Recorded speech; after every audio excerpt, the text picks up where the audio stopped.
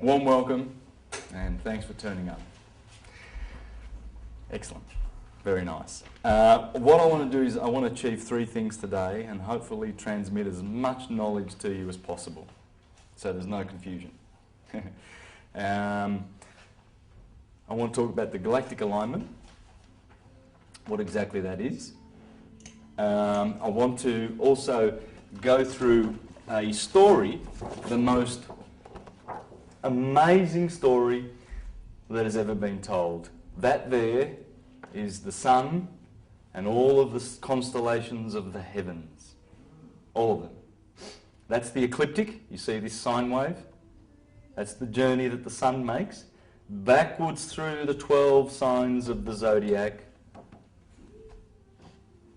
And as it goes backwards, comes to the age of Pisces where we are. Pisces is over here, Aries, Taurus. But the sun, that's the ecliptic. In other words, that's the passage of the sun, and this is the galactic equator. Okay? So this story that the sun journeys and takes every day, he does all of that. So our roof in the heavens every day goes around once, that away. Every year it goes once, that away. But every 25,920 years, being the official figure for precession of the equinoxes, it goes backward. So we derive from this three cycles that are fundamental to the storytelling of the gospel. This is the one and only gospel that exists. The Vedas come from here. This is the Vedas. There's 4 Vedas, are they not? 1, 2, 3, 4. It's the 4 seasons. There are 4 gospels, are there not? There are 4, but there are 1. There's 1. And so we're going to learn about this, and as we go through the 12 signs of the zodiac, I'm going to show you that there are also in the decans, which mean these are 30-degree slots, by the way, and in those there are decans, which mean 10-degree slots, right? So there are 36 of them. Well, there are 36 extra zodiacal signs. And together with the 12 signs of the zodiac, they make up the 48 that the great astrologer of the second century Ptolemy recorded as 48 constellations in the sky. So when you look up, there are 48 very prominent and important constellations which make part of this storytelling.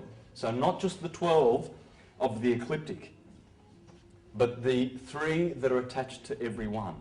For instance, Aries has Cassiopeia, Cetus and Perseus in it. So that's where you find Perseus, the slayer of Medusa. That's where he dwells in the story.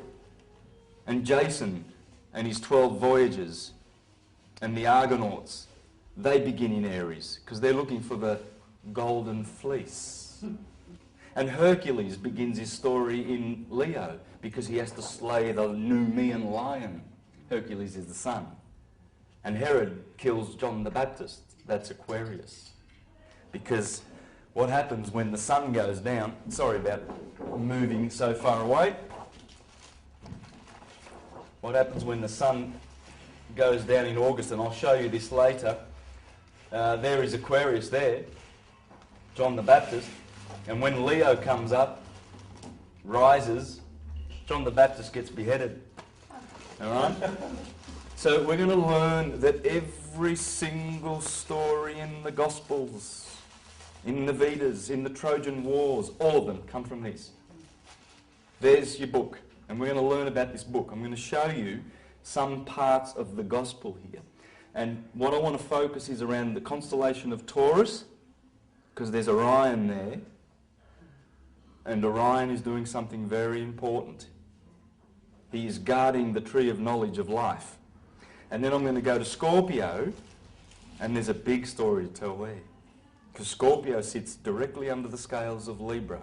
And he waits every year, Scorpio. He's waiting every year under the scales of Libra, and when the sun goes through, where do we put this? There's the ram. Whoops, over there. When the sun goes through the Libra, there is Scorpio waiting in the winter. And there's a big story to tell here. This has to do with the tree of knowledge of good and evil. This has to do with the tree of knowledge of life in the Garden of Eden. And that's why I'm going to go to Taurus. All right? So it's going to be really fun. It's going to be fun to expose the Bible for what it really is. Not to shred it to bits and do what Voltaire did and some of those philosophers that made it appear to be useless to mankind. It's not useless. It's got some good stuff in it. But it's not to be taken literal. It's just storytelling. And because when one knows all the stars of the ecliptic, and one knows that when they see Aries, they know it's spring, and Taurus is telling you to get your bull out and plough, and when they see and read the stars, like the Bible says in Job 38, the Lord says unto Job, he says, can you tell forth the Mazzaroth?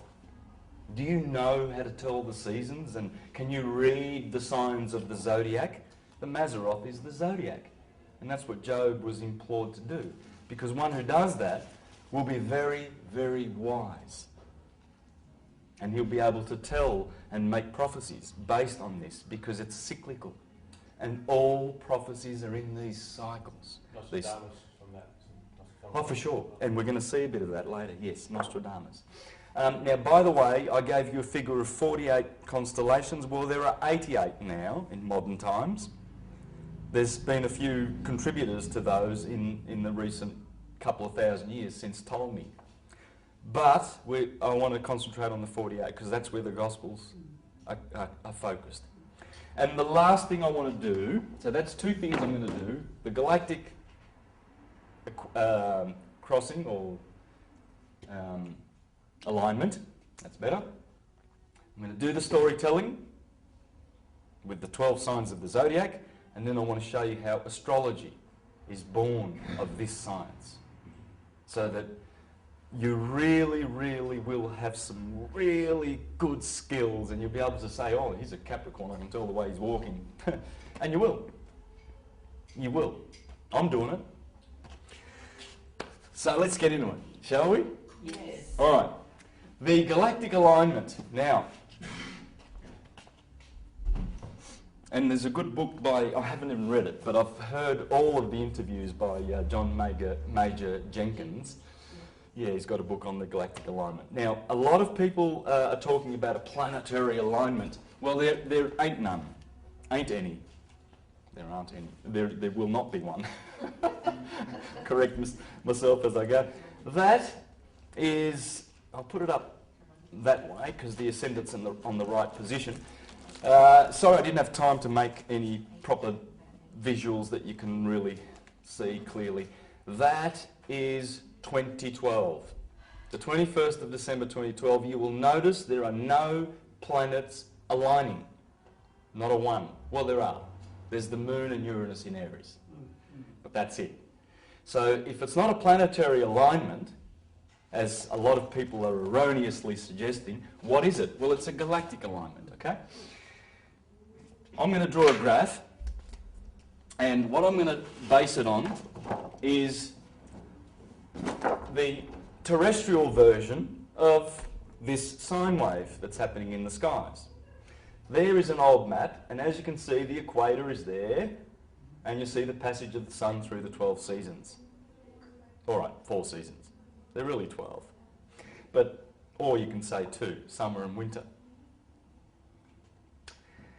And as you see, the sun will climb up above the equator, 23.5 degrees, to reach the Tropic of Cancer. Then it climbs back through over here in Libra again, goes through Scorpio, goes down to its death in winter on the 21st of December at the solstice and dies there. To be reborn on the 25th of December, 3 days later, and climb back the holy mountain of God in the sign of Capricorn, the goat climber who wishes to climb the mountains. Okay? So I'm going to base this, I'm going to draw this up now, and I'm going to show you where the galactic equator is. Now, George, did I send you those links where we can put up the... Yeah, I can do that. Do you think we could do that in around about 5 minutes? I've just thought I'd give you some time. Right. That's fine. Yes, that's good. We'll do that. I'm going to go through that. Now, first I'll do this.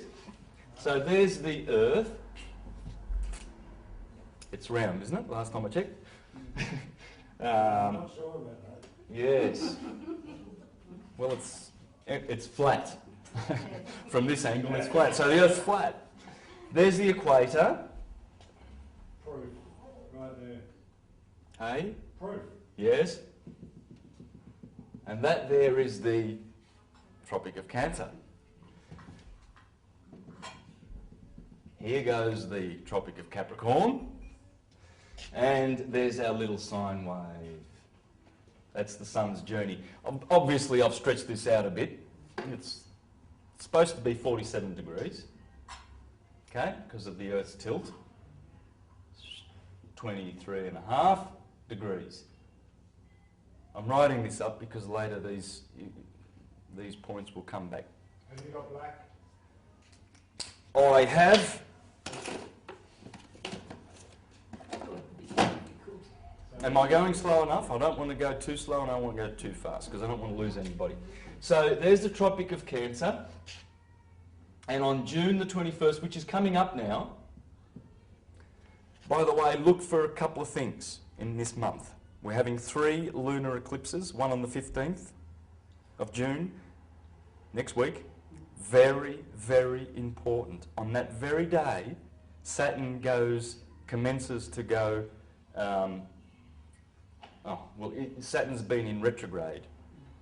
I've been watching it. It's physically in Virgo. They say it's in Libra because there's a 30-degree displacement of the zodiac, which I shall explain. But it's physically in Virgo, and I've watched it. And it's been going backwards, retrograding, and now it's going to start going forward. And that will happen right on cue with the eclipse. This is very profound. After the June the 25th, June the 15th this year, just a couple of weeks away, big changes. Because when Saturn decides he's going to start going forward, there's a lot of stuff that happens on the Earth. So retrograde simply means to go. It means he's going backwards, or he appears to go, instead of, obviously the sun, if the sun did this and then went like that, during the day, we'd go, hey, the sun going retrograde, the planets are doing it. Why? I'll just explain, let me just divert a little bit to explain how simple it is to understand retrograde, because... Backwards, you mean? Yeah, retrograde means going backwards. So the sun, the moon, everything goes one way. It goes east-west. But we've noticed that the 5 planets from time to time do this. Right? And Ptolemy explained that as circles.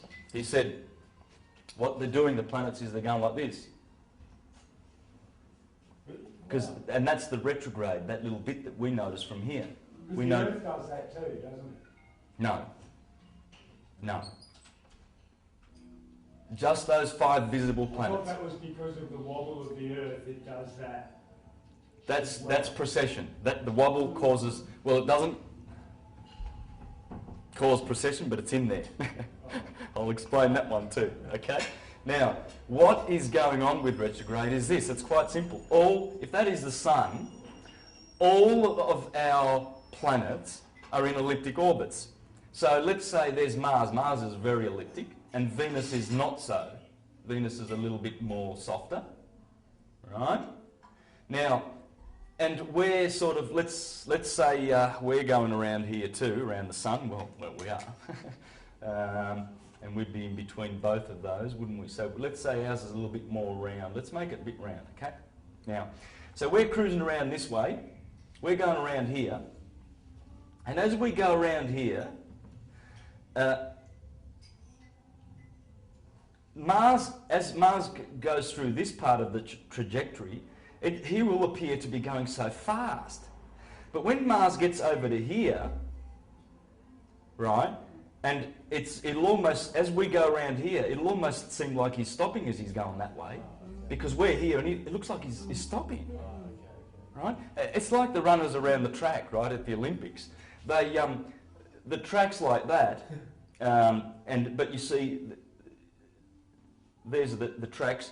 This guy starts over here, this guy starts over here, this guy over here, and this guy over here. None of them have been ripped off, none of them have been handicapped, it's just that they've got to go around the curve, right? So that's what retrograde is.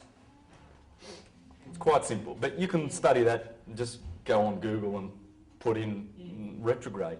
But the thing is, when Saturn goes backwards, he withholds all his positive things. He hasn't got many positive things, but the positive things that Saturn gives us are really, really, really positive. But he gives us a lot of negative, because the astrologers say he's probably 50% of all the sicknesses and ills on the earth. And together with Mars, 90%. They are the malefics. The benefics being Jupiter and Venus, of course.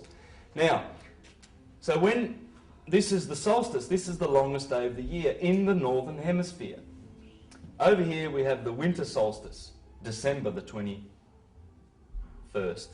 Here we have September the 21st. Here we have March 21st.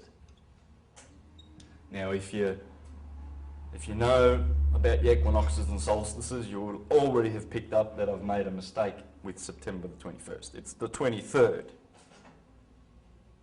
But I'm keeping it simple, because usually the handover day from one sign to the next is the 21st, the eve of the 21st, the 22nd. Okay? But it doesn't matter. That's good enough. Okay?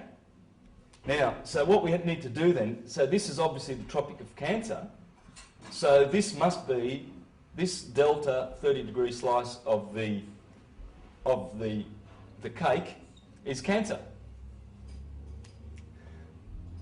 Here we have Leo. Here we have the Virgin. Let's go down this way. I'll go down this way first. Libra. Scorpio, Sag, Capricorn, Aquarius and Pisces. So I want to just fill that up here. Libra, Scorpio, Sag. This is very uneven, but I'll do this later and we'll make it much better, because I've got a lot of information to put in here. Aries, of course, Taurus and Gemini, which is the sign we're in right now. So, as the sun goes around, it crosses the Milky Way twice, right here. That's where the Milky Way crosses. Between Taurus and Gemini, and Sagittarius and Scorpio. Sagittarius's arrow and Scorpio's tail are pointing to the centre of the Milky Way galaxy. I'm going to show you those pictures right now. As I said, there's Sagittarius and there's Scorpio, and they're actually pointing... Oh, that arrow's convenient, isn't it? They're pointing to the centre of the Milky Way galaxy, and there's the ecliptic. See how the ecliptic runs through the zodiac signs? That's the sun's path, but this is the galactic plane. Okay? Now, just take a notice, there's Lupus, the constellation Lupus. Here's Scorpio. This is Ophiuchus, the 13th sign of the zodiac. I'm going to show you what that means later. Sagittarius, Capricorn's down here. Over here you see Centaur. Yeah, you'll notice the Centaur. This is also a Centaur, isn't it? Sagittarius? Right. Half man, half horse. There's one over there too. He's got a spear and he's killing Lupus. But if Lupus the wolf was not there, it would be going straight through Scorpio. And that's what Sagittarius is trying to do. He's trying to kill Scorpio. And Ophiuchus is standing on Scorpio's head in fulfillment of the prophecy in the Bible, you shall be bruised on the heel, and you shall bruise him on the head. Because Ophiuchus means serpent holder. and he's actually holding a serpent. So I'm going to show you that in a minute. And this How does the heel thing work? Ophiuchus, Yeah. which you don't see very well on this because this is what you call a starfinder, isn't it? It's just an application on the internet. So it's not really pointing out very well and naming them because there it is. The name's up there. But Ophiuchus is the 13th sign. He's in there between Sagittarius and Scorpio, the famous 13th sign that we're talking about. He's a mysterious character because the Babylonians never put him in there. It was the Greeks and the Romans that put their hero in there. And he's standing on the serpent, about to kill it. And of course Sagittarius wants to kill it too, because in here is the centre of the Milky Way galaxy. And I'll give you the application, the computer, the website where you can go to this, and as soon as it opens to this page. Of all the heavens, it opens to this page. Because there's a lot, it goes forever, it goes right around 360 degrees, but it right where the crossing is, this is the galactic crossing. This cross here, this ecliptic, along with the galactic plane, this is called the divine cross, which is in the sky.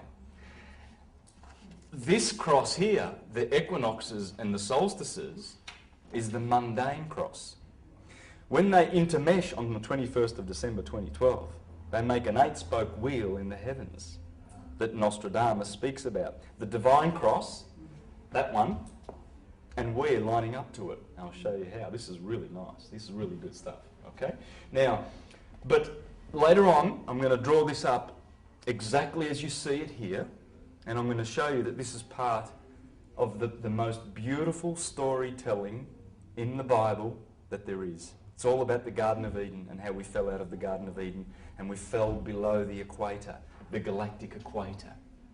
And then we've been looking for this galactic cross for 24,000 years. Earlier on I said 25,920. That's the Egyptian figure. That's the Western figure. In the East and other cultures, they gave it a figure of 24,000. 24 hours. It's 24,000 when corrected. 25,920 is the outer figure, uncorrected. Because as we are travelling around our binary star, Sirius, it speeds up as we get close to her in the Golden Age, and then the Silver Age as we part from her, and then the Bronze Age and the Iron Age, where things are very, very slow. And then it speeds up. And to get some very accurate information on this, I recommend to read this book by Walter Crittenden and all these scientists that are proving beyond reasonable doubt that we are in a binary with Sirius. And he explains, the figures are in here, in this book. In fact, there it is. That chart there explains that precession is speeding up. So it will reduce to 24,000 years. I'm going to use 24,000 years. Hold the chart for a second again. Chart. Yep.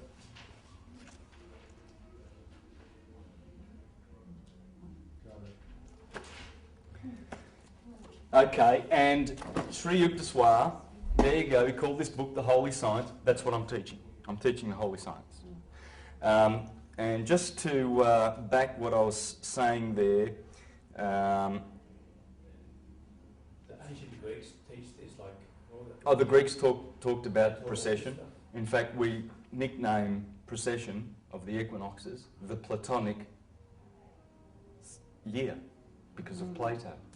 Plato talked about all these signs you're talking about. Yes. He Oh, was yes. suppressed and then he's coming out again through you. Hipparchus, Democritus, Empedocles, Plutarch, Socrates, They all you name it. That's why Porphyry and Celsus had their books burned. Because Porphyry and Celsus in particular, in the 2nd and 3rd century, went after the literalist Christians who were making Jesus a historical person, and they were saying, God damn it, he's up in the sky. Are you done with this? Yes. Yes? All right. Can we fix the, come a couple of 2 minutes and fix the light? Yes. Excellent. the sun in Hebrew, and Horus, and Hercules, and whoever, there's always the same one hero. And rather than looking for historical personages, which we'll never find, we can just do what Napoleon did. He went down to France with Volney and Dupuy, and they wrote their books, and they influenced Jefferson and all the presidents, the founding fathers, about the fact that the Christian myth is just that. It's a myth. But it's a useful myth. It's a beautiful myth because it talks about how we raise our Christ within. The And intention's good in that you're saying, it might be... yeah, it is. It's just that our obtuse spiritual light, it's very dull in the Dark Ages.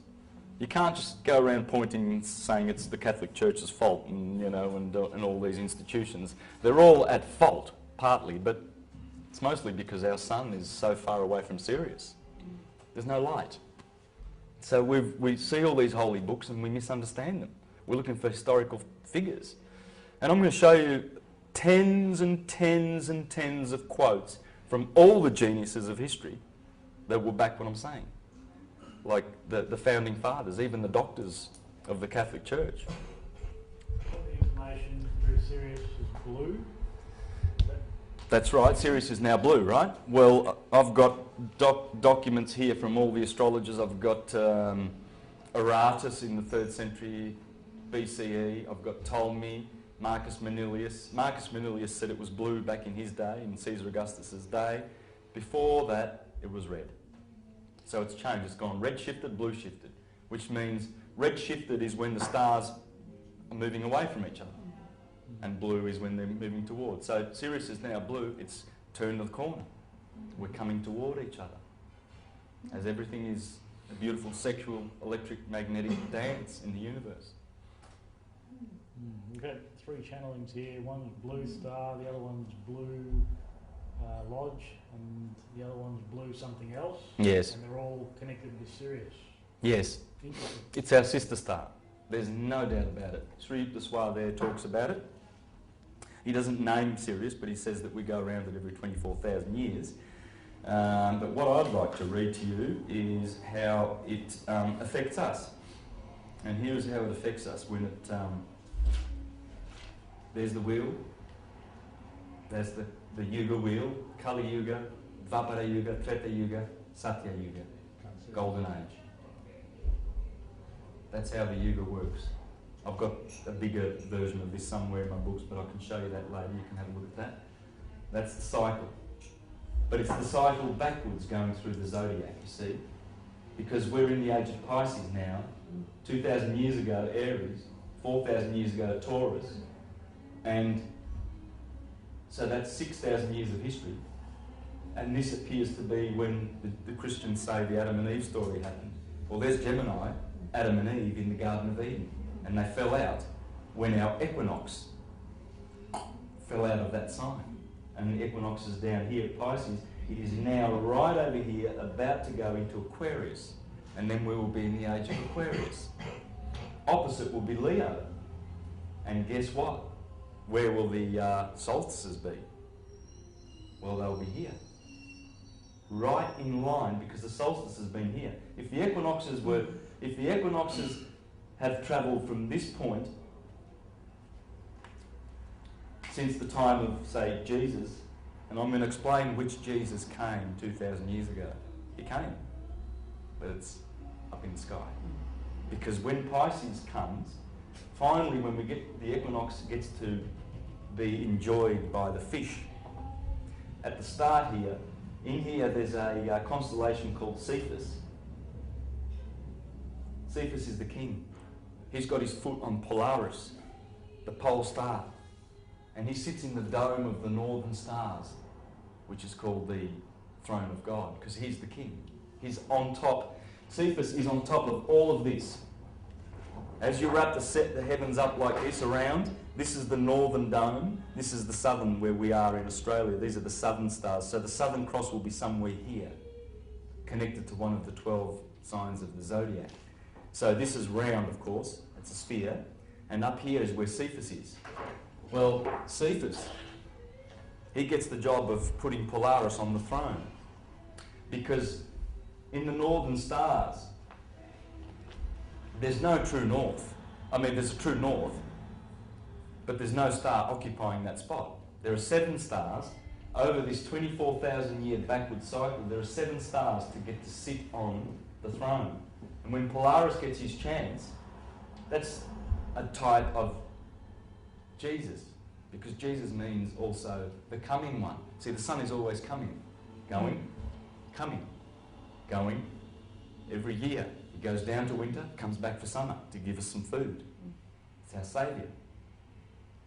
And he goes away from Sirius and he goes back to the golden age to give us our light bodies back, and we go into higher dimensions.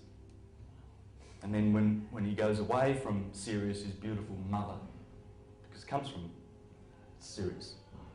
Jesus is the sun. That's why you see Isis with Jesus in Egypt. It's telling you the sun, the mother Isis, our sun is the son of that. It was born of Sirius. When he goes back to it, it brings us to the golden age. When he goes away, he leaves us in darkness. But he's always the coming one. And when he gets his chance, Cephas gets his chance to put Polaris on the throne, then the other stars, for instance, Draco's up there, the dragon. He's the great dragon who fights with the woman. And who's the woman? It's Ursa Major, the Big Dipper. She's trying to put the Little Dipper with Polaris on it. She's trying to put him on the throne. She wants her son to be on the throne. And he does. He gets a chance for 2,000 years plus 1,000. That is the rule of Polaris. That is how long Polaris sits on the throne of God. And all the domes around the world. You go to the Vatican and the Sistine Chapel. What's that dome there for? That's the throne of God. It's all the constant, God holding down his arm down to Adam. They're in the constellations. That's the 48 constellations. That's the story. That's the gospel. They're telling you, look up, don't look down. But in their teaching, they tell you that it's down. Oh, Jesus was a historical person. We have to believe in him and we'll be saved. How does that work? Even a child will question that, and then the priest will tell him, oh, you sit in the corner, and don't you doubt. It doesn't make sense. What makes sense is the truth. The truth makes sense. It always does. And omnia vincit veritas. Long live the truth. And that's why you're here. Because you don't have just a fleeting interest in the subject of truth. You have a big interest in the subject of truth. I know. So Jesus in the stars is who? Is it the sun? Or it's the sun. The sun is Jesus. It's all the suns. Yeah, yeah. Because suns... Like Sirius. Let's divert for a little bit, because we're gonna try and pin... Before we have our lunch break, I want to get the galactic alignment right out of the way. This is a little bit of a diversion, but it's a good one, because you've just asked a good question. Fire. All the suns. Oh, you beauty. Too good. And we'll have another one of those too. Thank you. Cameraman's very helpful. Oh, thank you. First time you said that. Yes. You're multi-purpose. I always tell you what you want to hear when you're around. That's a female, okay? Now, people get offended when you talk about a divided universe. It is. It's a divided universe. It's a duality universe. People get offended. They go, no, it's not. It's a one universe. Well, it is. Uni means one. But in order to manifest material things, the one God of light, the cause, the ether, must, with his 4 elements, he must have magnetic, or what's called negative electricity. This is electric. This positive electricity. This is negative electricity. That's good and evil. That's all it is. Okay? And so you see that 2 elements are male and 2 are feminine. Let's not be offended, okay? It's Just helped me my thing on. Do I need to put that back on? I prefer I can do it. touch to. Big boy. Thanks. So, what was your question again? Can you just Refresh Oh, me. who's Jesus? Oh, Jesus, in the yeah. stars? So all of the fires in the sky are Jesus's. They are that's what's called the Son of God. What do you mean by fires in the sky? How do you mean by? The electric fires, the stars. All the stars you see, all of them, they're just the phenomena of electricity. Okay, I want to perhaps just read something very interesting that Walter Russell says in his book.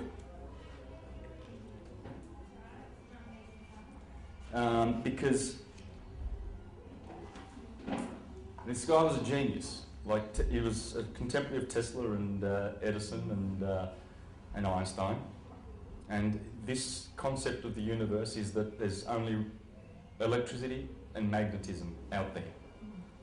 And the magnetism is the effect of what those suns are doing. The ether, the fires, the electricity comes from the ether, from the cause. This is the effect. Okay. Cause, effect. And all this is you'll notice that Earth is connected. These are the five platonic solids. Back to Plato, you know. Interesting. These are the platonic elements, or Pythagorean. But if you meditate on these and you realise that the tetrahedron, the four-sided polyhedra, relates to fire. The octahedron relates to air. The icosahedron, icosa means 20 sides. Ikosi in Greek is 20. And hex, of course, that's six side, that's cube. These are the only shapes that will fit inside a sphere and touch at the tips, at the corners, perfectly. There's only 5 shapes known to man that will do that, and these are the shapes. There are other solids like the Archimedean solids. They're much more complex and everything like that. They have nothing to do with this. These are the building blocks of the universe. Every atom will be either light, gas, liquid, or solid. Your body is water. It's bones, gas, and radiance, light, photons, heat. That's what you're made up of. And they correspond to nitrogen, oxygen, hydrogen, and carbon. That's what we're made up of. Carbon, the number of carbon, the atomic number is 666. The mark of the beast. 6 protons, 6 neutrons, 6 electrons. And that's the hex that we've been hexed with, because when you flat pack a hex, you get a cross. Okay? And that's why Jesus is always on the cross in agony, because it's talking about the Son of God, our souls, here, crucified on fire, air, earth and water. We've been crucified. This is a crucifixion. This is not living. It's experiencing the 5 senses. It's having a nightmare rather than a dream. It's a dream, but there's parts of it that are nightmarish, don't you think? Yeah. Especially if you turn on Channel 9 and listen to the news. You know, we've killed Osama bin Laden for the 10th time now. And can you believe it, please? Oh. You know, it's getting ridiculous. We chucked him overboard, so Yeah, and maritime burial. We could have found him in 10 years. If we could have found him in 10 years' time, took him 10 years to find him. And we need your carbon tax. We're not dipping enough into your pockets. I mean, look, 20 years ago you didn't pay for water. You're paying for it now, you fools. Yeah. So we just want you to pay for air. We want everything. It's the elite families. It's the Rothschilds. You know, the Rothschilds, yesterday there was a Red Shield appeal. You know, Red Shield, in my book, I can't spell, can I? And Red Cross, because I've done my reading and my studies, I know who owns that. It's the Roth in German, and that's Red Shield, Rothschild, the big bankers. And here's people, I saw so many people, because I was doing a street performance in the Burke Street Mall, and I saw so many people, young guys, they're walking up, $50 notes, well, there you go, Red Cross. They're doing a good job. They are. In this sick society that needs them, but one day we won't be needing charity. We'll all be rich because they won't be stealing our money. And they being the Rothschilds. Oh, of course. And And others. the star families that imperialist monotheist families of Europe, basically, who created all these fictional religions so that they could divide us and confuse us and manipulate us, basically. Starting with the Julian family and the Flavians in Rome. JC is Julius Caesar. What families were they? Those families? The Julian Empire, Nero, Tiberius, all of those clowns, and then the Flavians, Titus, Vespasian, and behind both of those families is the Piso family, and Roman Piso has kindly come out and told us that they did it to us. This is the most elite of the families. This is above the Rothschilds. This is the secretist family that all royalties and all taxes go to. They've had the emperors on Rome for 2,000 years on the throne of Rome, since the Flavians. It's who's the name behind the Flavians. And he tells in this book, it's a beautiful book, and he's not the only one. There's other people who have written about this conspiracy to deceive mankind. And they've been sued for it too, the Catholic Church, for profiting from the gullibility of mankind with this supposed Jesus story. They've been sued by it. The Catholic Church has been sued. There was a gentleman who's dead now in Italy called Luigi Cascioli. I followed his work. He's written books about exposing this and how the Vatican has been using the lie of historical Christ to manipulate mankind and to deprive them from the knowledge that we are all Christs. We're all one human, divided into many little humans, having separate dreams, but we're all one. But they want to divide us into bad little sinners, and Jesus is in history and he's perfect, and you've got to be like him. If you don't, you fail, you flunk, and So you pay penance to if, us. so if you sued the church, where did it go to? Well, they didn't turn up. He sued the church. He died a couple of years ago, Luigi Cascioli, but he had a whole team of people. He's written some beautiful books in Italian, and he sued them. And they didn't turn up in court. They needed to have some fight, otherwise. And so, but it's not the first time. That's just the. So, Latest. But it's coming. Oh. if they didn't turn up, then they lose. More or less. Yeah, More or less, don't they? Yeah. I don't know the exact ins and outs of that, because that part doesn't interest me. The part about the fact how he proves that Christ is, and all the writers, I've got a list of hundreds of them, hundreds. Yeah, Thomas Paine, Thomas Jefferson, and Dupuy, and not Voltaire, Volney, and lots of. They've written about this story that I'm going to show. That's it. It's all it ever was. It's not in history. That's the Trojan War. It's everything. So, It's the Iliad. It's the Metamorphosis, the Odyssey, the Ennead. Sorry. are you still doing the period? I'll do a bit more here then. Yeah. Any questions on this? I mean, this is pretty simple. This is physics, okay? You've got the element, the solid, the state, the physics, the chemistry, the mode, the sense, the kingdom. I've got, on my computer, I've got a list of those fours that go forever. You know, 4 blood types, Yeah. 4 Hippocratic biles. This goes on and on. But you first start with the elements. What are they? What was Plato talking about exactly? Well, he was talking about light, gas, liquid and solid. And scientists now know that atoms will only do this. They'll either be light, they'll be liquid, solid or gas. They'll be a molecule, an atom, a particle or a photon. So atoms can be like one of those 4 shapes. Is that what you mean? Atoms are made by these, yes. Yeah. For instance, a carbon atom Yep. Is that shape? is a hex, 666. Okay. I just thought the shape of it. I didn't know. I just thought atoms were atoms, the shape of them. Okay, they're all different. Okay, no worries. Well, it's the molecules that they. Okay, so gas atoms are in the shape of an octahedron. Yes. Okay, cool. Yes. Liquid. Interesting, 20 sides. But the more you focus on this and meditate on this, believe you me, the whole world unfolds before your eyes. And you understand the secrets of nature, not by just understanding and knowing, but by direct knowledge. Everything comes directly after you meditate on these beautiful things. These are the 4 rivers of the Garden of Eden, the Pishon, and the Euphrates and the Havilah, or whatever it was, I forget now, but anyway, there's 4 rivers that the Lord used to create the world. Oh, I didn't read. I've got to go back to read this. This is just beautiful. Just a very short sentence. Electricity is the only force which God makes use to create the universe. That's it. I can read on.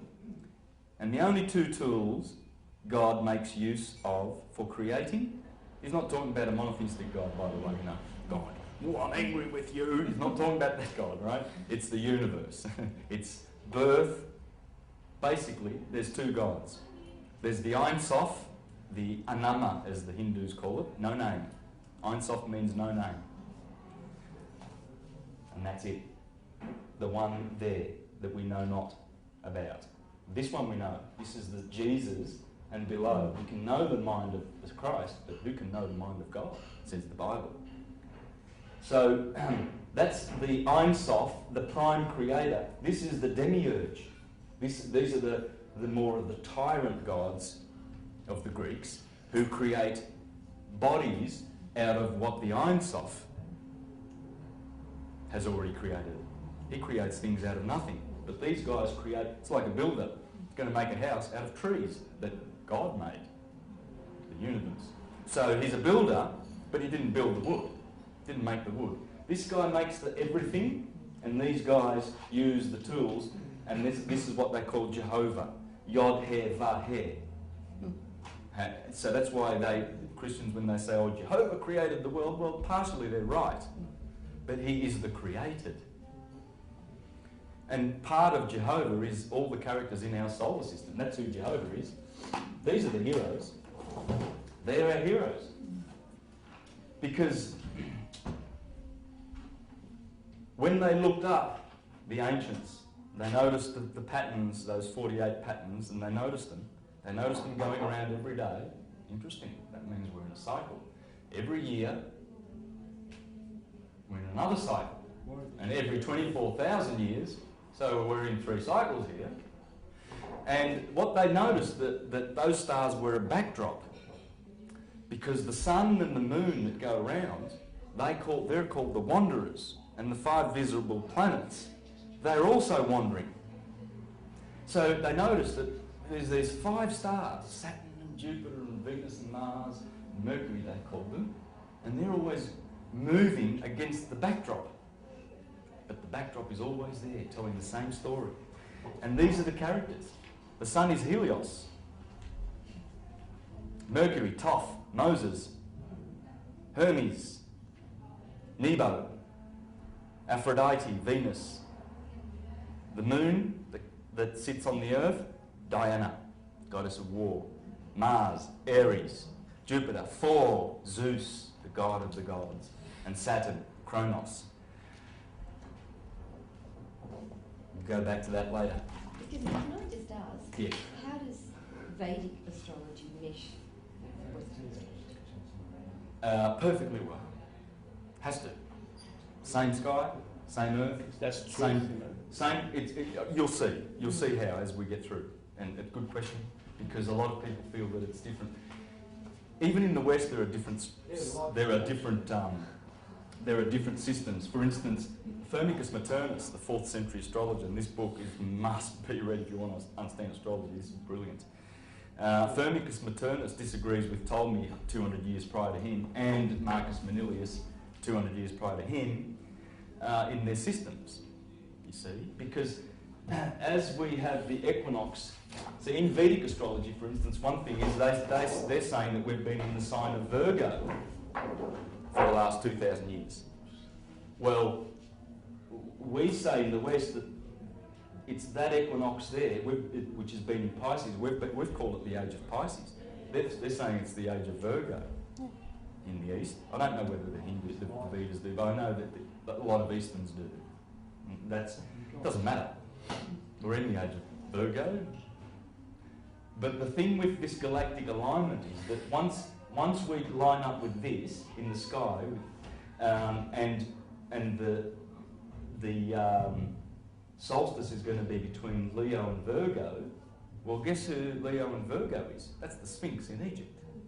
And it's been a marker. It's a point. It's a marker. And it's saying to the world, who's quite obtuse, and they're thinking, oh, wow, that must have been Kephren. Kephren's, the image of Kephren. Well, it doesn't matter. It's telling us that when the equinox hits that point, that is the galactic alignment. And just wait to see how beautiful this galactic alignment is. It's going to make a lot more sense. I haven't explained anything yet. Right?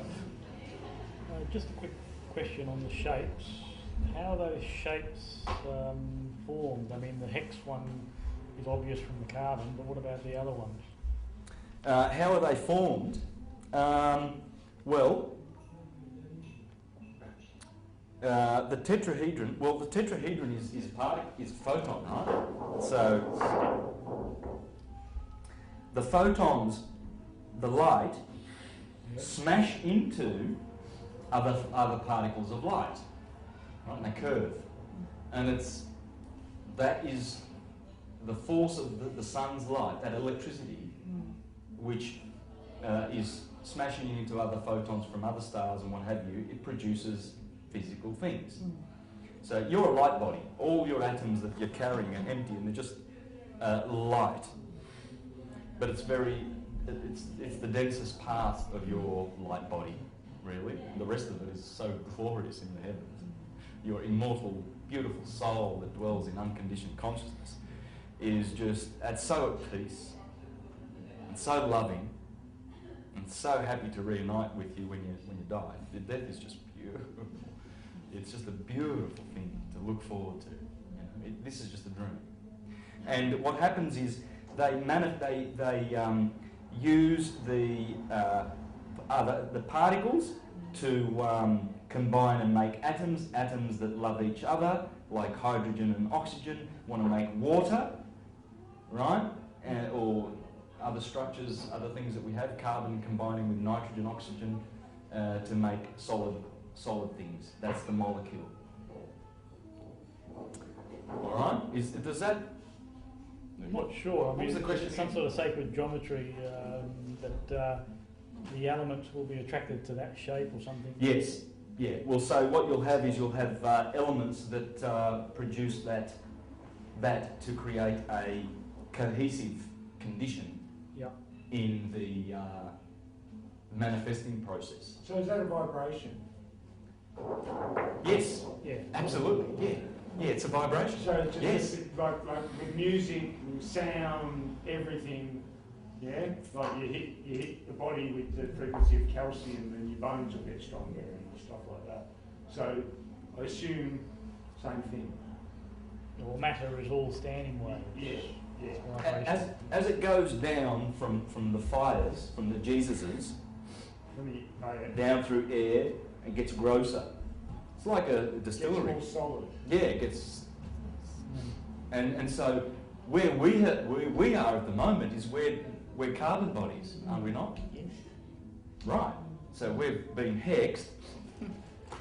When you flat pack a hex, I'm trying to save all these things for later because it's I'm trying to do the galactic alignment, but can't resist. We're talking about it now. There's the hex. Yeah, you were doing galactic. Oh, well, I will do this before we have a break, don't worry. Well, I'm going to do a tape change in about 30 seconds, so No I'll worries. finish this. And Yeah, so there's the hex. And guess what? Japanese, Chinese kanji for earth.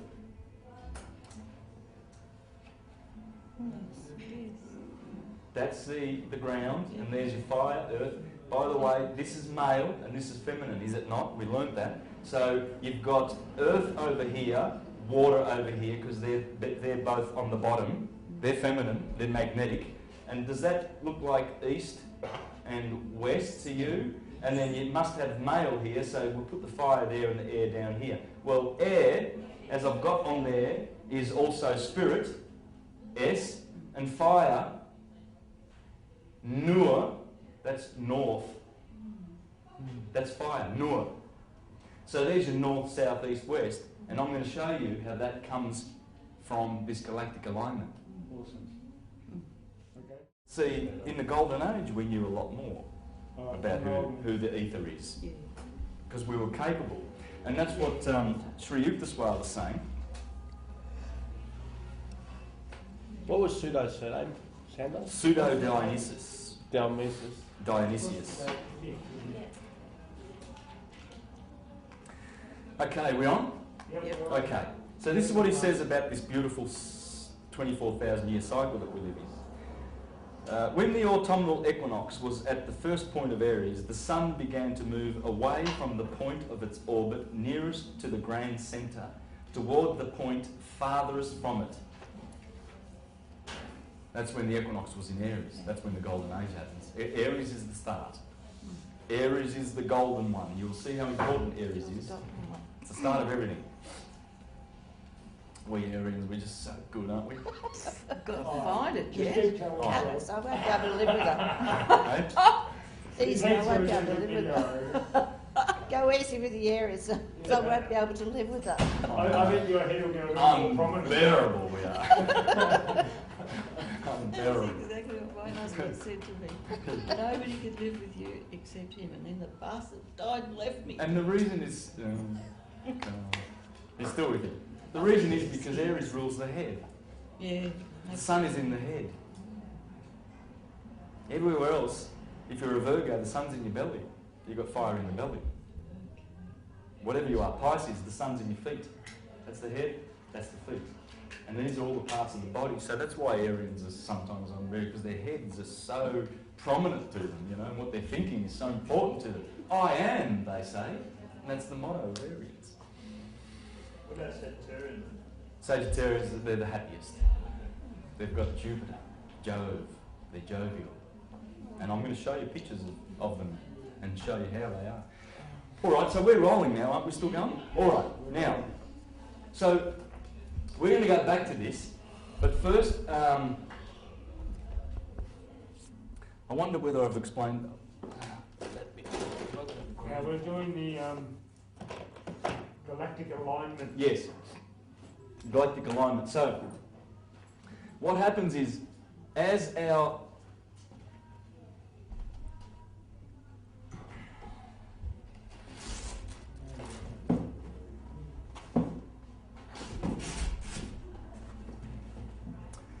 all right, so imagine there's that's where the that's where the line is, the equinox. This is how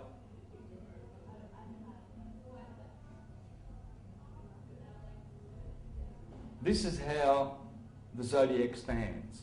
It does not move from this position. It starts at Aries, cardinal fire. Cardinal is birth, growth, decay. Start, middle, finish. So, cardinal fire, remember the fire is at the top, right next to the ether? It's got to be the start. Corresponds to 6 o'clock in the morning, 12, it's a 24-hour clock, right? That's where the sun rises. Sun sets over here in Libra. Midnight. 6, 12, 6, 12. Spring, summer, autumn, winter. But notice something, those cardinal points, they are only cardinal points. They are the start of the seasons. The midsummer is here. The midwinter is here. And that's the mid in Taurus. Notice the fixed signs. The middle of the seasons are in the fixed. Midsummer is here. If you're in In the Northern Hemisphere, yes. By the way, just please relocate yourself to the Northern Hemisphere. All right? It's all opposite here in the South, but you've got to stay with the story, because the story was told there before it ever was. The Aboriginals have got their version, and it works down here too. It all works. It all works. But what I'm doing is I'm just doing it in relation to that, because as we will see, these are the signs of the summer and the life. This is good, this is evil. These signs are the signs of evil. Alright? Not qualitative evil, it's just electricity and magnetism. That's all it is. Okay? Now, So, as I said before, the cardinal point is not in Aries anymore, it's in Pisces. So 2,000 years ago it was here, when Polaris sat on the throne, and it's been travelling down here for the last 2,000 years, all through the age of Pisces. The sign of the cross, that's the cross, by the way. And as Marcus Aurelius said, watch those mutable signs, because they are doubled. 2 fish, 2 twins, Mercury, the hermaphrodite, 2 natures, Sagittarius. So you see, the cardinal points are important because they sit on the cardinal points. The fixed points are also important because they sit in the midst of the season. And they're your cross-quarter days. That's all your cross-quarter days. Cross-quarter days being the 8-spoke wheel on Earth. And you've got Easter, May Day, May the 1st, summer solstice. What do they call this? It's midsummer day.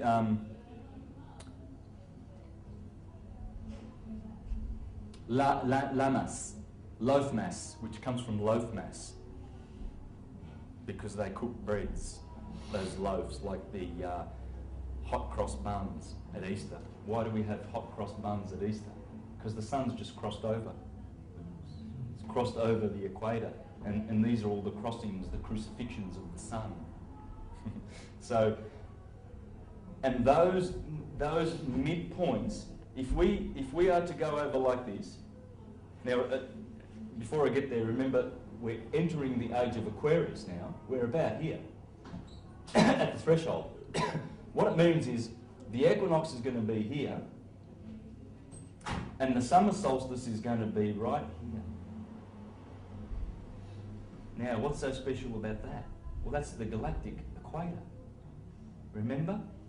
It runs through Gemini and Taurus, Sagittarius and Scorpio. What are the crucifixions of the sun, Santos? The equinoxes and the solstices. The cross. That cross there, remember? The equinoxes and the solstices are the crucifixions. From here, from those points, from the equinox, March 21st, to mid-spring is exactly 45 days. But in the Bible, it's known as the 40 days. And the Israelites were in the wilderness for 40 days and 40 nights. And Jesus fasted for 40 days and 40 nights. And Moses did whatever, 40 days and 40 nights. They quarantined Miriam for 40 days and 40 nights. 40, 40, there, 40. What is it? It's here. It's up. Look up. Because when the sun hits the equinox, it needs 3 days of death, or 4, and then they start counting, and then it starts counting, and it's always 40 days. 40 days from here to there, 40 from here to there, 40 from here to there, 40 from here to there, 40, 40, 40, 40. Or, we know it's 45. 45 and 45 make 90 degrees. But what happens is when the sun reaches those points, when it reaches the solstice, it has a 5-day rest, virtually, like a 3 or 4 or 5-day rest. So you don't count those days. So even though when the sun hits those cardinal points, it still requires 40 days before the season's true effect. And what happens when you line up the mid-summer, the mid-season? Right, here was the cardinal cross. We lined it up perfectly, didn't we, to the equator and the Tropic of Cancer and the Tropic of Capricorn. There's Cancer. So that's the same as what you've got on the board now. That's how it always is. But if you just do this, let's bring it around 45 degrees, so that we can have the mid-season points now. And you'll find the cross that I drew hiding. So that's all the fixed? Yes. Have a look. Leo, fixed fire. Aquarius, fixed air, remember? Yep. That's male. Fire, air. It's the fixed signs. It's the cherubim of the Bible, and God appeared unto St. John as an eagle, a man, a bear, a lion, and a bull. Up in the sky. All this? Hey? Are we going to be tested on all this? I can't give up. Really? Oh Okay. well, it's fine. Yes. It's a lot to absorb. It is a lot. It is, isn't it? So, What do you do, you know? so we're with the, are you still doing the, What?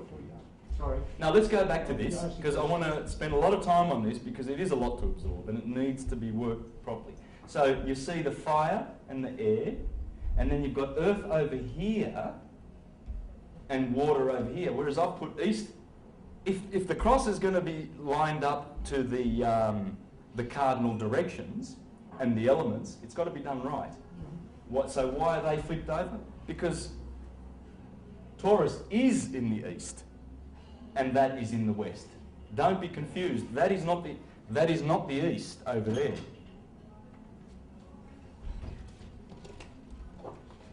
Because we are going around the sun anti-clockwise, Aries really starts at that point, not at that point, even though they've got a little figure for Aries over here. But the Earth is going around that way, so the east is over here. So Aries and Taurus are in the east. There's your cross. There it is there, and it all makes sense. It has to. It's the fixed signs. The fixed signs go perfectly with east, west, flipped over of course, fire and air. That's it. Now, we're going to have a look at that, how it looks in the sky. This galactic alignment.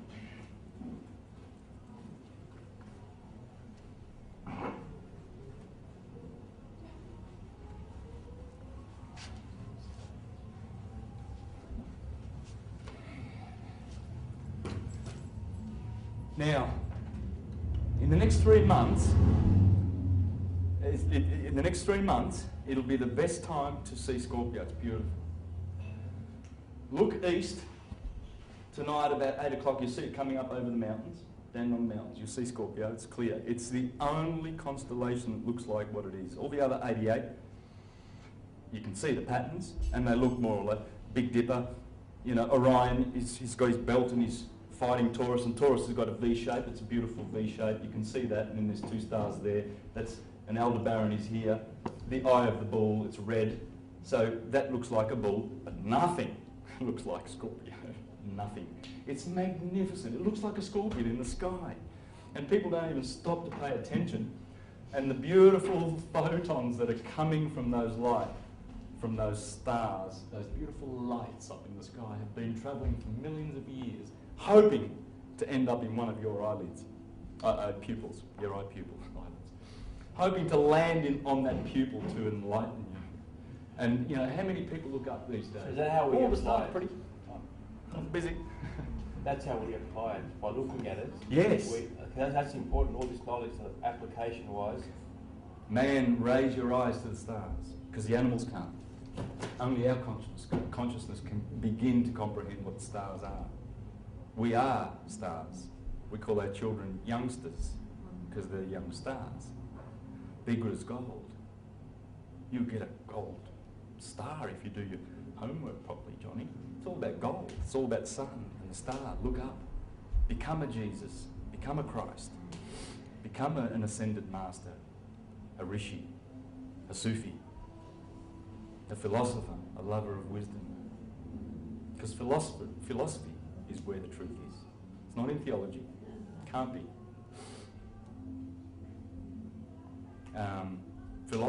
Under philosophy comes ethics, physics and logic. How we know the world, what is the world made of, and the world being what it is, how do we live in it to secure happiness? That's all there is to know. And then under that comes the 7 liberal arts. The 7 liberal arts, grammar, logic and rhetoric. Grammar, logic and rhetoric. Where what, when, who, how, and why. And then you have arithmetic, geometry, music, astronomy, or cosmology. Arithmetic, numbers, 1, 2, 3, numbers. Geometry, numbers in space. Music, numbers in time. Keep the time, man. Yeah. And that is numbers in time and space. Astronomy. And this is what I'm teaching you. This comes under philo,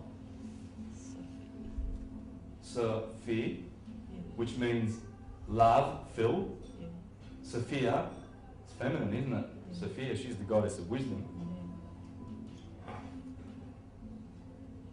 Theology, Theos, he's a boy.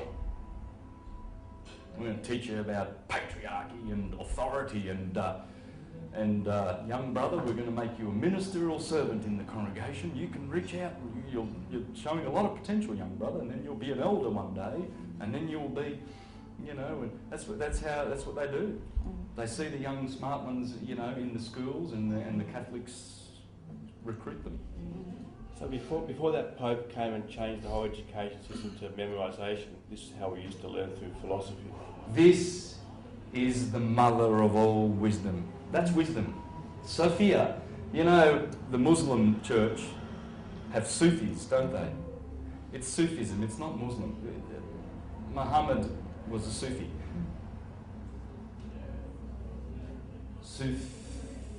Sophia. Phil or Sophia. The Sufis. It's wisdom. Wisdom, it's the right brain, the sixth sense. The boys are stuck in five senses, the male side. It demands, the brain which dwelleth in darkness demands that the five senses feed it information all the time. What does it feel like? Brain? Solid. What does it smell like? And it's a tyrant. And it always gets fooled. It gets information. It's like when you're in a dark room and you bump into something. Oh my God, it's a monster. So you run over here and you're scared of a monster, right? And then someone turns the light on. Oh, it's just a fan. Oh, for goodness sakes. So that's what our mind is doing. And these people are in the mind. And they tell you what to believe. And they give you ignorance, superstition and fear. Don't ask questions, get in the back. How dare you doubt? This is what you believe. and fear. You're going to hell if you don't believe our dogmas. And my mother did. Yes. She had. So philosophy in the heart. Well, let me finish, you'll see. She thought she was going to hell. Yes. You know how many people have perished?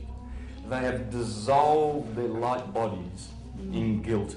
She did. My mother, my God, she's getting better because she's getting into this. Look, my mum. And I've pulled her out of the Jehovah's Witness organisation, the whole family. Well, my mother went back from, she read a few of my books and then she gave up. And then even with the morphine pumping through her, 9 days. Let go, Mum, let go. Irene, she just wouldn't. Irene, isn't it? Yes. Yeah, Irene, they have been mind controlled brainwashed. and brainwashed so hard that they prefer to die in misery and not see the light in the end because it's so comfortable. It's like a dog that gets kicked all the time. He gets used to getting kicked. The moment he sees his cruel master, he's used to it. Bit of fear. And he doesn't know. You see a dog that's been beaten, even if you give it kindness for 5 years, it still doesn't know whether to trust you. This is why they get their children when they're 7 years old and start sodomising them. Pedophilia is rampant in all the Christian organisations. Rampant. I don't want to go on negative things about it today because we don't need to. No. So no one's victim. No. They've chosen to believe. Yes. They are God. Yes. Beautiful. Yes. Say no more. That's beautiful. Thank you. So which philosophy teachings are the right ones and who's good at teaching that? Okay. Well, dogma, ignorance, fear and superstition, and morals they give you. These creepy people, and they're only creepy because we're living in creepy ages. It's an age. It's the dark age. We're out of it, according to Sri Yukteswar. We came out of it 300 years ago, but we're still in the sort of the residual part of it, and we're going to be flying soon. We're going to be flying. We won't recognise ourselves as we are. How many of you are feeling this beautiful consciousness shift? Consciousness expansion that's going on. So, but philosophy, as I said before, gives you ethics. Can you see how ethics are much more superior to morals? Yes. Yeah. You go to the Mormons and they'll give you their morals. You drinking coffee, sister? You're going to hell. Jehovah's Witnesses say, oh, it's fine, drink as much coffee as you want, you'll never go to hell. How does that? That's morals. How does that work? Because I've always stood back and said, well, ethics can be anything you bloody well like, because a company has an ethic, you know, and that ethic can be, I'm going to poison the earth. You know, that's your ethic. I always thought that morals were more, maybe religious, maybe dogma, maybe, but I thought it was more. Well, this implies God's watching you, and if you don't do what's Well, what's the sense of right and wrong? right. Isn't that well, moral? shouldn't we be doing that when we grow up, and when we decide in our hearts that we're just going to do good because you have to, because good is what should be done. Okay, so you're saying that the Not ethics. because someone's watching. Yeah. All right. Yeah. You know, he's going to give you the stick. Yeah. Ethics. I guess I'm just thinking. It's a counterfeit system. Yeah. To control you. It's yes. To control Control, freedom. The Freedom, Bible yes. is a two-edged sword. Yeah. It will enslave you and send you to hell with guilt, like our family, and we've seen it. Or it'll free you. I'm showing you how it can. I'm going to show you how it can free you. It can really free you. It's a beautiful book. I love it. Love the Bible. You're going to see this. We're going to read some of the Gospel, and we're going to have Scorpio in mind. First of all, I'm going to draw up Scorpio and show you logic.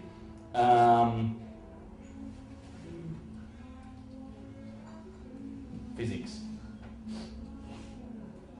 Okay? And then the 7 liberal arts. Grammar, logic, rhetoric. And this is how people used to live in the Republic of Rome and Greece. Rome was a republic once. America too. But then democracy comes along. It morphs. And what's democracy? Well, mob rule. Not from my mouth. I can show you what Jefferson thought of democracy and what a lot of thinkers think about democracy. That's why George Bush is so keen to we're going to bring democracy to Iraq. Yeah, mob rule. Yeah. He's the mob. Yeah. We're going to tell you what to do. We're going to kill 3 million of you, and you Yeah. just have to shut up, and we just want oil. Yeah. We perpetuate oil Yeah. and do nothing about free energy. Mafioso. Oh, it's mafia. It's all mafia. There should be no... If he wants to have a war, he should send his family. Yeah. Not those beautiful young Young boys kids. Yeah. who have been indoctrinated, mostly from Christian families, by the way, because they Yeah. send them as little children to fight for Christ. Yeah. Because the Muslims are coming in with, well, there's always an enemy out there. And Yeah. since the days of the Inquisition, we've got to fight and shed blood for Christ. Yeah. And what man said anyway? So, but anyway, that's all negative. Yes.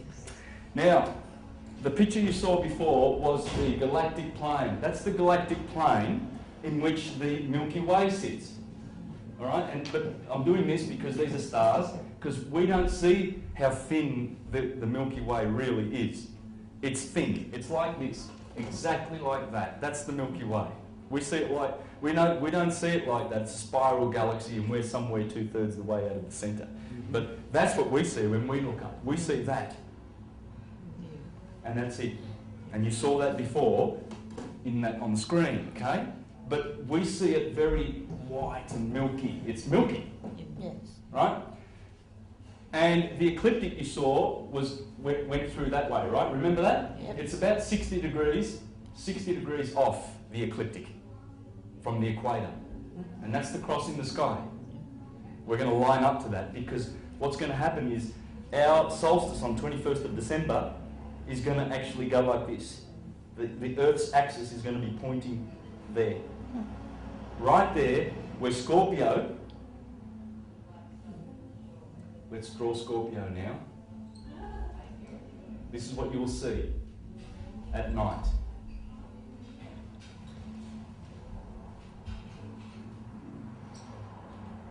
And there's like a little triangle at the end. That's his stinger. And that's his tail, like a question mark. And right here is one of the 4 red stars of the sky. Antares. There's only 4 red stars. Okay? That's one of them. Tua in Taurus. The Eye of the Bull and Betelgeuse in Orion. The other red star here, on this side, is in Virgo. And that's called Arcturus, the brightest red star, the brightest star, full stop, in the northern hemisphere. We've got Sirius in the southern hemisphere. We've got all the brightest stars. The 3 brightest are in the southern hemisphere. But that, Arcturus, the other red star, in Virgo, in Bootes, they're the 4 red stars. That talks to you when you look at it at night. My brother-in-law's a Scorpio. He said the other night, I saw Scorpio. I was looking at it, and he goes, that was talking to me. It's beautiful. The red light that comes from that star is just magnificent. I would look at it, and I would receive some of those photons willingly. But that's what you see when you look up. It's glorious. It's the Phoenix. That's the Phoenix. And below is Sagittarius.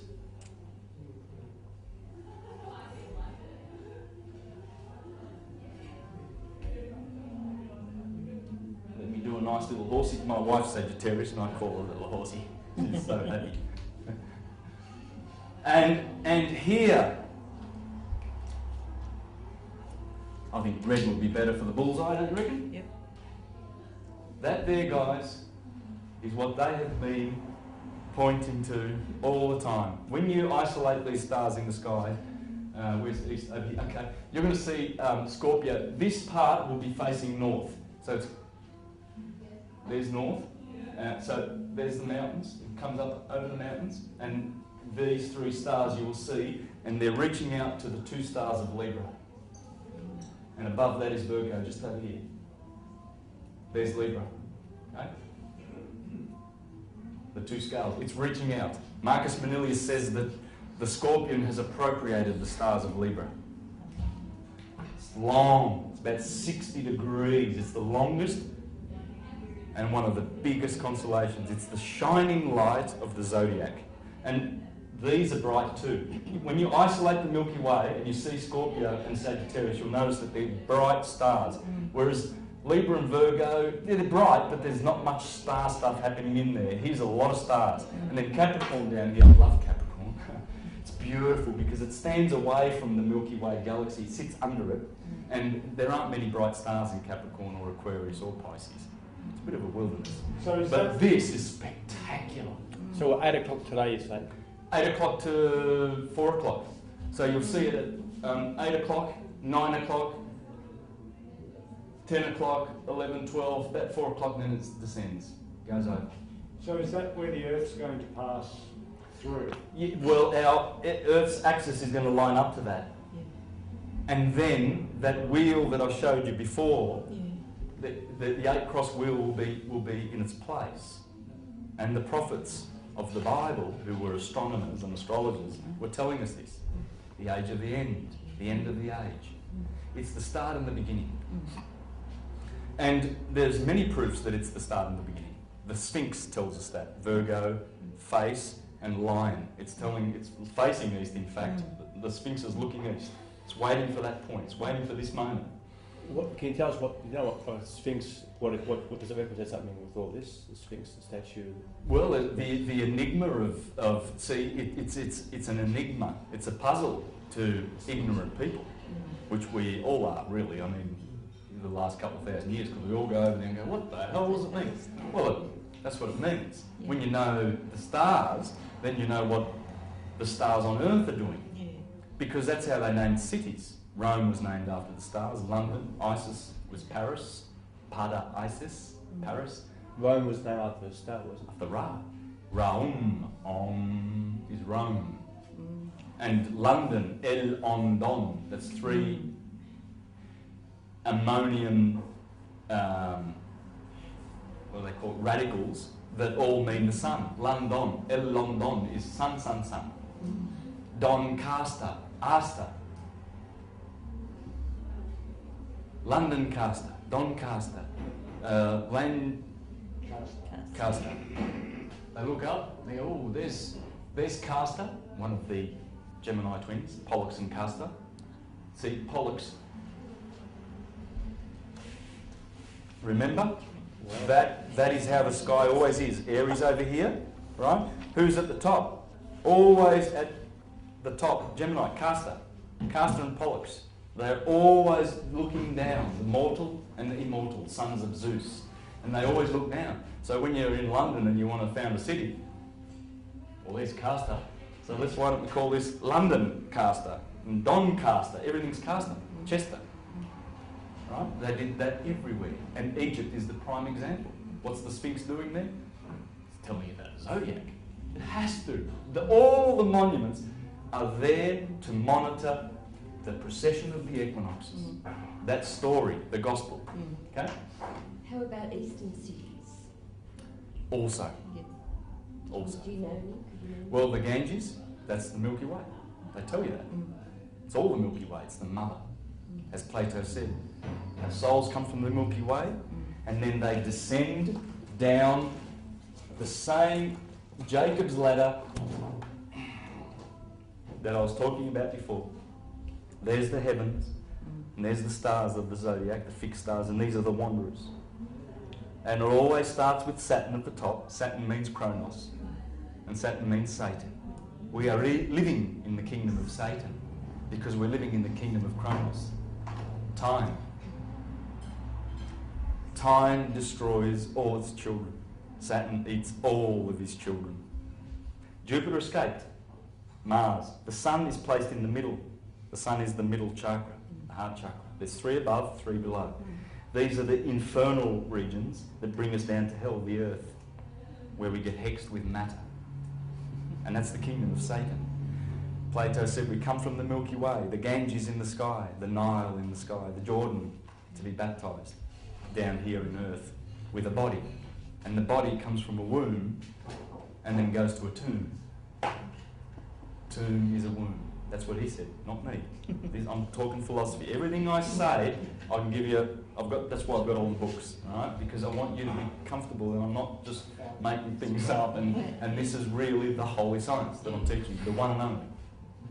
All right? And I want you to know that, and be really blessed with that information because it's a true blessing. Now, remember I said there's a fucus. A fucus is standing on the head of the serpent, and he's carrying a serpent, and the head of it is pointing to Libra.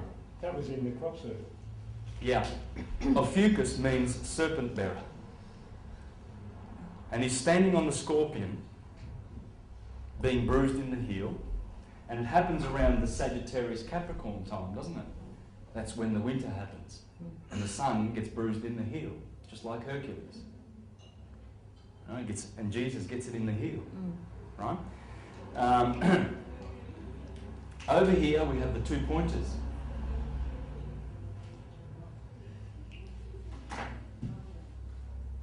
And they appear to be pointing down there to Sagittarius. Star Wars, isn't it? This is interesting. You're going to love this. These are the legs. The pointers are actually the legs of the centaur. He's got 2 legs here, and in the middle here is the Southern Cross. They point to the Southern Cross, but they also point to this action that's happening here in the Gospel. And you're going to see what that is. And the centaur, he's got a spear, and he's killing lupus. But if the wolf wasn't there, Scorpio would get it. He's given it to it. He's given it to Scorpio. The black hole, which I hope is called the dark rift. This is where the action's happening, because from here come the gamma rays. Is it the Mayans that call it the dark rift, or the Hopis? Mayans, yeah. Scorpio's copying Minds. it. Scorpio's copying it. Like there's a war going on here. There's 3 against 1, isn't it? This is the red dragon that persecutes the Lamb. The Lamb is Orion, because Scorpio is opposite Taurus. This is the sign, these 2 signs are the signs that the Bible says, the sign that is spoken against. This is the horse and the rider that was cast into the sea by Miriam when they came out of Egypt, the Israelites. And they went through the Red Sea, and God parted the Red Sea, and then they're on the other side, and then Miriam sings a song. Sing to the Lord, because he has cast the horse down into the sea. Sagittarius is down. This is, everything below the equator is called the Red Sea. This is green, photosynthesis, summer. The leaves turn red here, and the sun is passing through the Red Sea. The horse and its rider have been cast into the Red Sea. And that's what Miriam is singing about. It's all about the stars. And these are the signs that were cast into the Red Sea, because these are the signs, the infernal signs. When the sun passes through November and December, and then January Capricorn, you know that these signs, it's winter.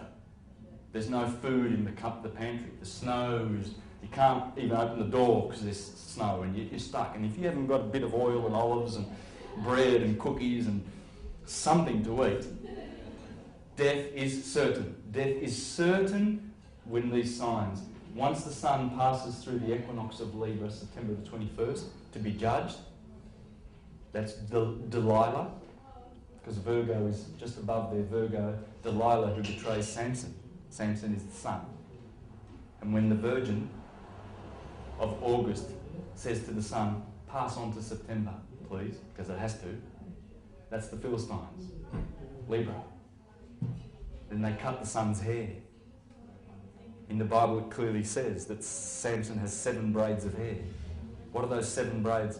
Proclus calls the sun the 7-rayed God, because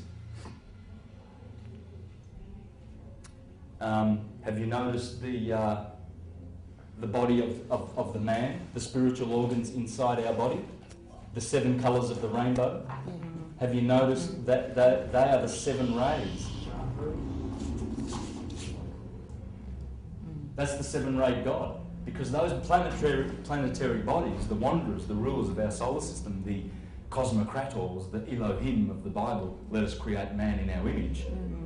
Those dudes there, Saturn being one of them, is reflecting light from the sun. There's only one body that gives us direct photons. It's the sun, direct light. All the rest are reflectors. And it's the refraction of that light which they pass on and magnify from the one pure white light of the sun that gives us all the different humans that are on the earth, as Vettius Valens says, and Firmicus Maternus. So is that What did you say? That's what Sagittarius, that's Taurus, that's what makes you... Can you say what you said just ago? I think that was very important, what you just said a second ago. Yes. That was a very That important... all those planets, because they planets. refract that portion of the light. Mars gives us red light of the sun. It's fiery. So Aryans have that fieriness because they've got a lot of that red light. Because he's collected the white light from the sun and said, oh, I don't care about the other part of the spectrum. I'm going to send on the red, and Venus sends on the green.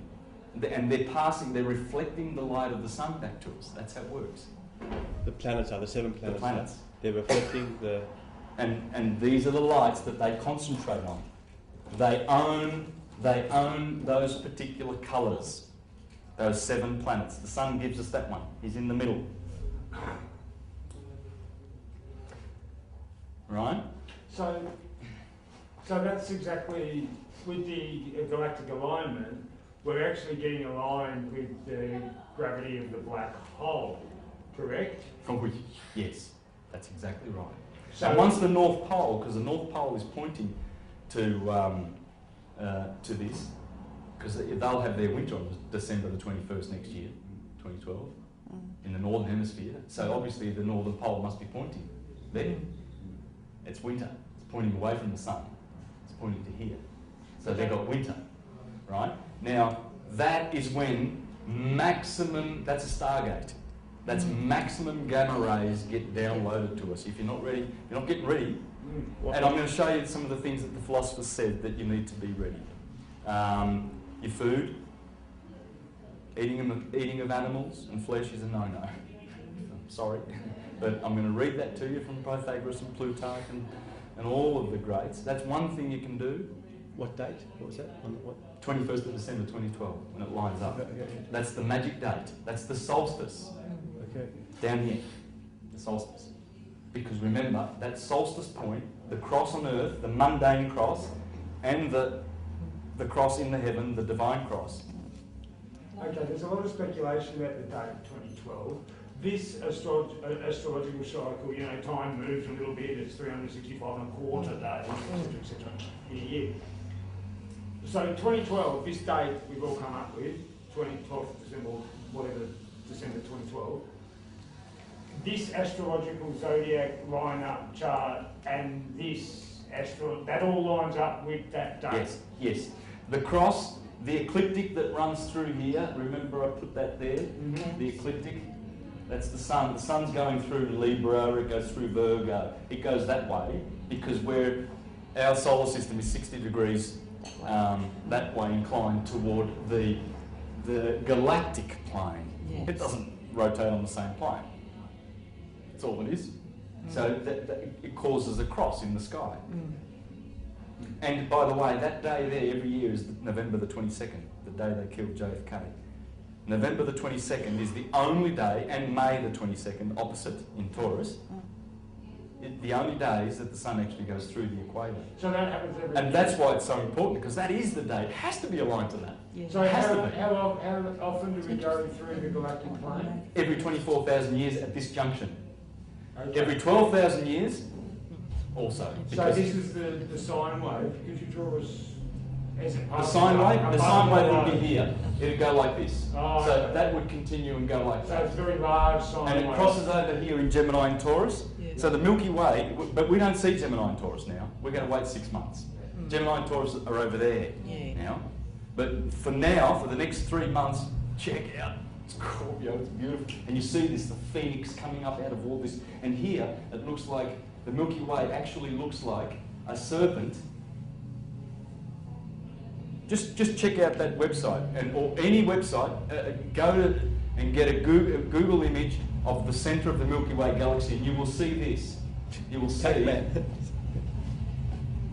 Wow. that's the serpent eating its tail. That's the Ouroboros. When the ladies with their rings and the serpent eating the tail, and the Jews with their Ouroboros and Leviathan, and all of those stories about the serpent eating its tail. Rainbow serpent. That is it. It's a rainbow serpent. Pretty powerful Yeah. stuff. It's the serpent in the sky. So Because that's- the Milky Way is the feathered serpent. Yes. Viracocha. So is But it's a that, couple. is that the black Yeah. space in the Milky Way? Because It's black. Actually, it's very luminous around it. around it. We see, but it's actually it's a dark. Yeah, black. okay, because the black space in Indigenous, that's old man Emu, right? The Indigenous fellows will say, look up into the sky and you'll see old man Emu, and he's got his neck spread out, and Yeah. you know, that's. But, so if we're on a slightly different angle, I can see how that could be interpreted into this. Yeah. Go and have a look. Just be careful with Scorpio though when you see it coming over. It's not facing on the board. It's those three stars are actually pointing north in the northern direction toward the northern skies. So just I can't turn the board around, Yes. right? So to show you that, but remember that. Now this guy, the centaur and the centaur, they're all aiming, and the pointers are all aiming to this. Now, do you remember in the book of Genesis where the serpent tempted the woman Yes. and then they ate from the knowledge of the tree of good and evil? Well, people, that scary story, They ate the fruit of the tree of good and evil. yes. The equinoxes are called trees, pillars, brothers, twins, Jacob and Esau. This is the tree of life, because when the sun crosses over from the winter, from the Red Sea, and the children of Israel come up out of the Red Sea, they eat the Paschal lamb. That's when Nisan 14, when the full moon, and they have their Passover celebration. And the Christians on the first Sunday thereafter, they celebrate Easter because the sun is in the east. Yes. Remember, this is the east because the lamb is coming up. And when they see the lamb and they look around and there's blossom, it's springtime. Yeah. It's the start of the year. Yeah. That's the start. And the blossom is the wool of the lamb. And they the Christians celebrate the marriage of the lamb. And they celebrate the Easter, the Passover. The son has passed over. This is in the Garden of Eden, this is the knowledge of the tree of life, because the cycle keeps repeating eternally. It's a cycle, so it's the tree of life. It gives you life because it brings you into summer, photosynthesis. This is the cycle of the tree of the knowledge of good and evil. Because this is good and this is evil. Remember, the top half is, you live in the top half. The opposite of live is evil and devil, right? That's funny. Yeah, so this is good and this is evil. So You're unbelievable. the virgin is always sitting there before the fall of the sun to preside over the fall of the sun. She's Delilah.